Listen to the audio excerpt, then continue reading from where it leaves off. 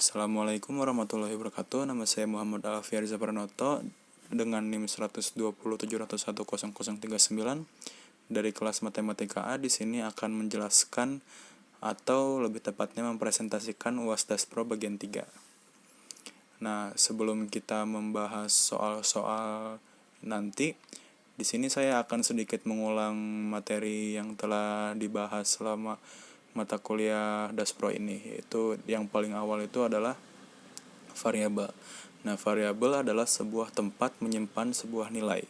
Sedangkan nilai-nilai tersebut tuh memiliki tipe-tipe data yang berbeda seperti boolean, string, float, integer. Nah, boolean sendiri itu biasanya digunakan dalam kondisi seperti kondisinya apakah benar atau salah. Nah, untuk string sendiri adalah data yang berbentuk kalimat, dan float adalah data yang memiliki angka desimal seperti 0,1, 2, sekian. Nah, itu adalah float.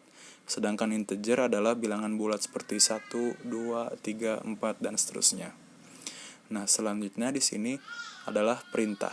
Nah, perintah adalah sebuah kalimat atau statement yang ada dalam program agar komputer dapat menyelesaikan suatu pekerjaan yang dikerjakan secara berurutan oleh komputer. Dan dalam penulisannya tidak diperbolehkan melakukan kesalahan penulisan karena akan mengakibatkan error atau perintah tersebut tidak dapat dibaca dengan baik oleh komputer.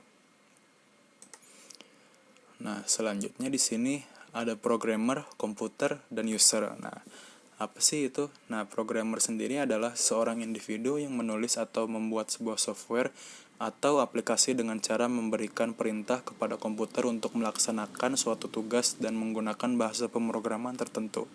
Nah, biasanya bahasa pemrograman tuh ada yang Python, ada yang bahasa kita sendiri misalkan menulis di buku, nah ada juga C++. Sedangkan komputer adalah alat yang dipakai untuk mengolah data menurut prosedur yang telah dirumuskan.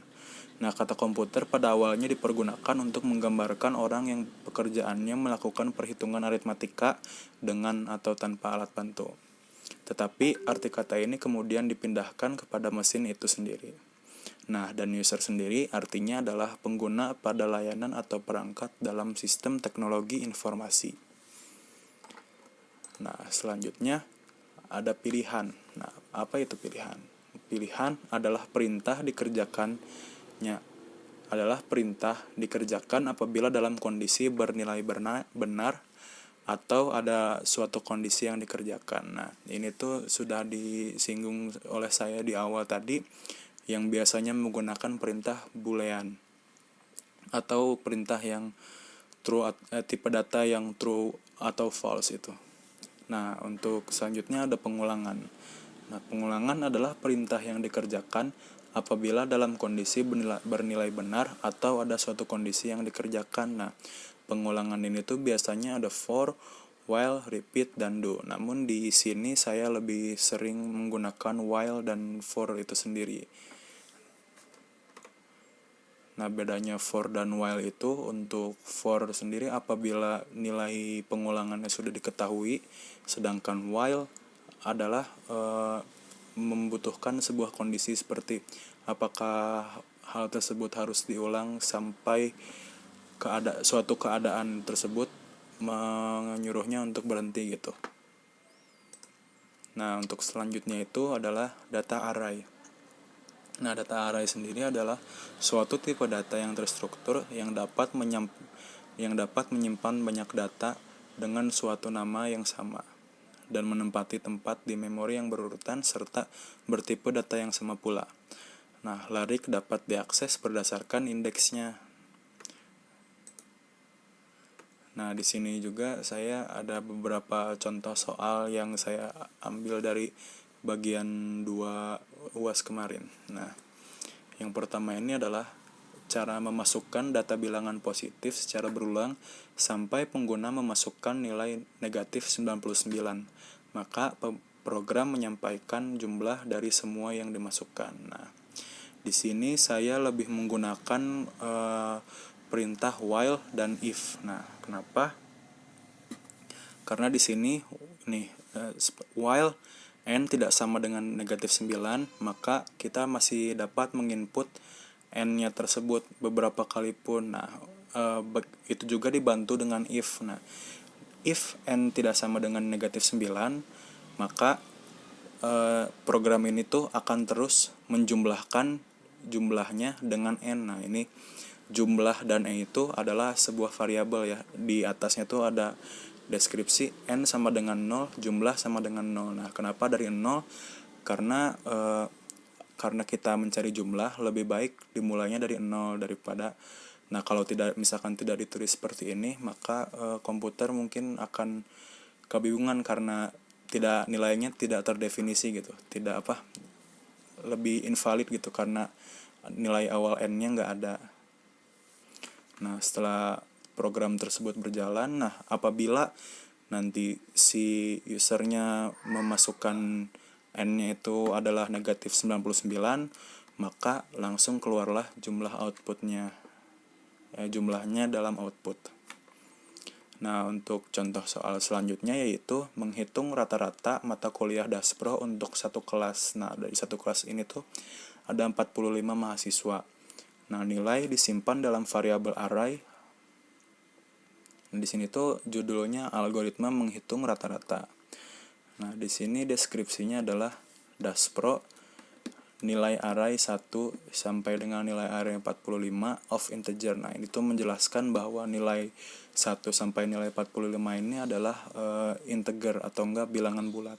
Nah, di sini juga ditetapkan jumlahnya dimulai dari 0. Nah, di sini juga digunakan perintah pengulangan for agar dapat memasukkan nilai 1 sampai 45 tanpa harus menulis perintah input 1, input 2, input 3, input 4 kan gitu banyak ya. Nah, pengulangan for ini dapat mempersingkat algoritma dan juga mempermudah user untuk memasukkan nilai-nilainya. Nah, di sini juga kan rata-rata itu adalah jumlah plus Daspro. Nah, Daspro ini kan tadi dari nilai itu ya, array nilai 145 of integer. Nah, itu tuh Daspronya. Nah, jumlahnya sendiri kan tadi 0 ya. Jadi dijumlahkan, kalau misalkan kedua tersebut dijumlahkan, maka jumlah seluruhnya masuk ke situ. Nah, dibagi 45 karena memang jumlah mahasiswanya 45, jadi dibagi 45. Setelah itu outputnya maka keluar langsung rata-rata.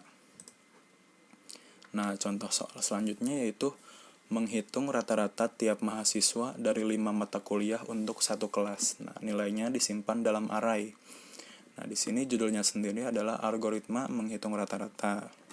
Nah, di sini mengapa dalam deskripsinya ada A, B, C, D, dan E. Nah, itu tuh kelima mata kuliah yang berbeda. Misalkan A itu matematika, B Inggris, C Daspro, dan lain-lain kan. Nah, di sini tuh array-nya tuh memiliki indeks nilai dari 1 sampai 45 untuk semua matkulnya. Karena kan tiap matkul satu muridnya tuh berbeda-beda nilainya. Nah, di sini makanya array yang dimasukkan juga sama. Cuman nanti input dari usernya mungkin berbeda-beda kan tiap muridnya. Nah, dari sini juga ditetapkan bahwa jumlahnya itu mulai dari 0 agar komputer mengetahui bahwa jumlah awal tersebut adalah 0 karena belum dimasukkan nilainya. Nah, di sini juga for i 1 menuju 1 sampai 5. Nah, ini sampai nilai A, B, C, dan E-nya dimasukkan, baru kita dapat baru komputer akan melaksanakan menjumlahkan jumlah dengan nilai i-nya. Lalu dengan rata-rata sendiri adalah jumlah dibagi 5 sesuai dengan banyaknya matkul dan jumlah yang tadi dihitung oleh komputer. Nanti programnya akan mengoutput rata-rata. Nah, untuk contoh soal selanjutnya adalah buat perintah untuk menentukan sebuah segi 4 bertipe bujur sangkar atau bukan. Nah, di sini tuh ini soal yang dulu banget, tapi saya akan benarkan sedikit ya. Jadi di sini kan bahan panjang lebar, wadahnya juga panjang lebar, alat operator perbandingan, dan hasil benar atau salah. Nah, di sini sebenarnya wadahnya lebih ke variabel panjang dan variabel tinggi kan. Cuman karena panjang dan lebar tersebut kan sudah termasuk ini, jadi tidak apa-apa. Nah, untuk perintahnya sendiri, ukur keempat sisi, lalu masukkan nilai keempat sisi segi 4, bandingkan keempat sisinya. Jika keempat sisi sama, maka ini terlalu bahasanya mungkin kurang dimengerti oleh komputer ya. Nah, untuk cara ini juga kita menggunakan perintah if. Nah, jadi if keempat sisi, misalkan sisi A sama dengan sisi B sama dengan sisi C sama dengan sisi D. Nah, maka itu adalah bujur sangkar. Nah, apabila tidak, baru itu adalah bukan bujur sangkar. Nah, itu lebih simpel lagi.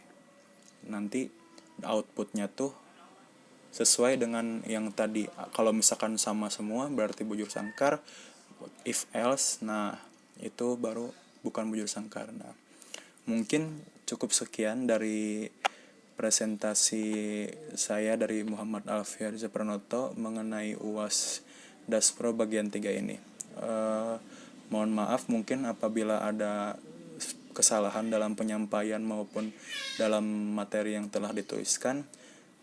Saya harap untuk kedepannya dan materi yang mungkin sudah dibahas selama satu semester ini dapat menerap ke teman-teman, ke saya maupun ke yang lainnya.